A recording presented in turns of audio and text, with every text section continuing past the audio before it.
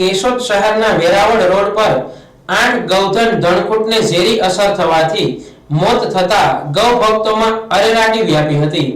ઘટનાની જાણ થતા લાયન નેચર ક્લબના જયુભાઈ ગજેરા, બળદ ગૌશાળા ચલાવતા જયદીપસિંહ જાડેજા, હિન્દુ યુવા સંગઠનના વિશાલ સોલંકી, વિશ્વ હિન્દુ પરિષદના વિશાલ ભટ્ટ સહિતનાઓએ ઘટના સ્થળે પહોંચી સારવાર હાથ ધરી હતી। ત્યારે મોતને ભેટેલ તમામ ધણકૂટ તડફડિયા મારતા જોવા મળ્યા હતા, પરંતુ ગંભીર હાલતમાં આ ધણકૂટને બચાવી શકાયા ન હતા। હજુ અન્ય ધણકૂટને ઝેરી અસર થઈ છે કે કેમ તેની ગૌ સેવકો દ્વારા તપાસ હાથ ધરવામાં આવી રહી છે।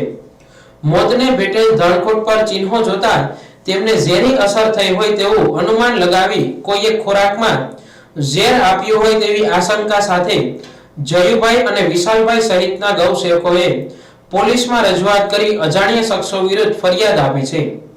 મારું નામ જયુ ગરેજા છે। હું લાયન નેચર રેસ્ક્યુ ટીમમાં સેવા આપું છું।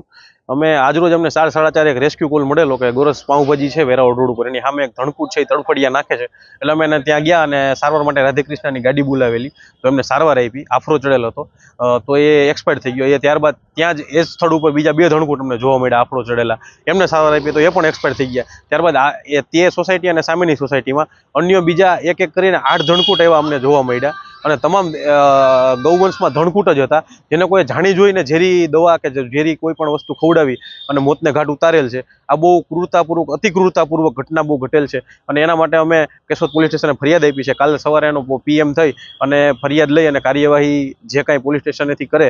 અમારી એવી માંગ છે કે આ જેણે પણ કાવતરું કર્યું હોય, જેણે પણ આવી ઘટનાને અંજામ આપ્યો હોય, એને કડકમાં કડક સજા આપી અને એને જેલના સળિયા પાછળ ધકેલવામાં આવે એવી અમારી માંગ છે। બીજા દિવસે ધણકૂટનું પોસ્ટમોર્ટમ કરવામાં આવ્યું હતું। ત્યારબાદ બળદ આશ્રમ પાછળ તળાવમાં તમામ ધણકૂટને સમાધિ આપવામાં આવી હતી।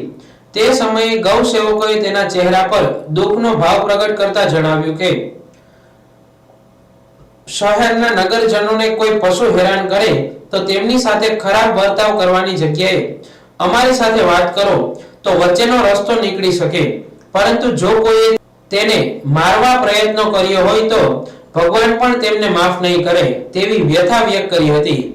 આ ઘટનામાં કોઈ પણ સંજોગે ધણકૂટને મારનાર આરોપીને છોડવામાં નહીં આવે તે માટે તેઓ પોલીસને ફરિયાદ નોંધવા દબાણ કરશે તેમ જણાવ્યું હતું। મારું નામ જયુ ગરેજા છે। કેશોદ ખાતે લાયન નેચર રેસ્ક્યુ ટીમમાં સેવા આપું છું। ગઈકાલે કેશોદમાં જે હૃદય કંપાવી દે તેવી ઘટના બની છે। 8 ધણકૂટને જે ઝેરી દવા આપીને મોતને ઘાટ ઉતારવામાં આવ્યા છે અને ગઈકાલે એને કોઈ શબ્દોમાં કહી જ ના શકાય એવી ગંભીર ઘટના ઘટી છે।